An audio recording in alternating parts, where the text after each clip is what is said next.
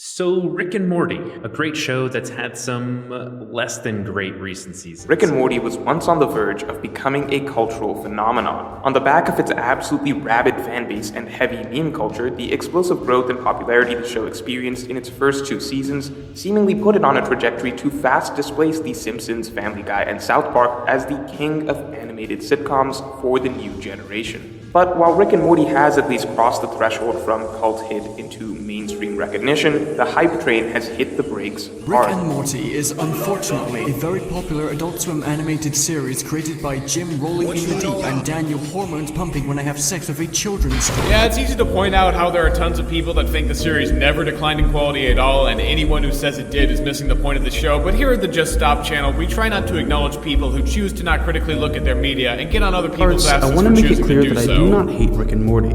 I've watched and enjoyed every single episode of the series, even the dragon one, but ever since the start of the show, there's been this idea that it's somehow deep. The amount of crackpot fan theories about every single minute detail of the show seems to grow exponentially. So today I'm going to with break every down season, how a show from with season even to as season. meteoric a rise as Rick and Morty can waste that initial wave of popularity by failing to consistently Rick and Morty has a problem that I think finally needs addressing. At one point in recent time, Rick and Morty was considered to be the most popular adult cartoons with the likes of Family Guy or South Park, with it becoming this massive cultural phenomenon of folks from all over the world falling.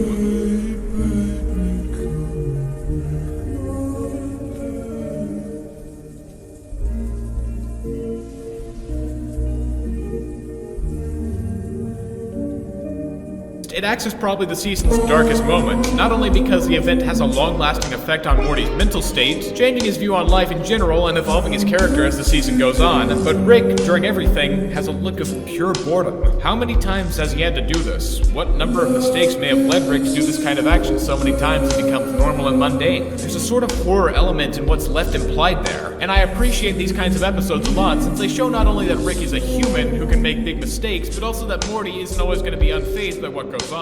Makes the continuity a lot stronger. There's been a huge update to the Justin Roiland situation. A new chapter has dropped, and man, what a plot twist this one came with. I'm sure all of you already know, but I'll just briefly bring you up to speed since it's been a couple months.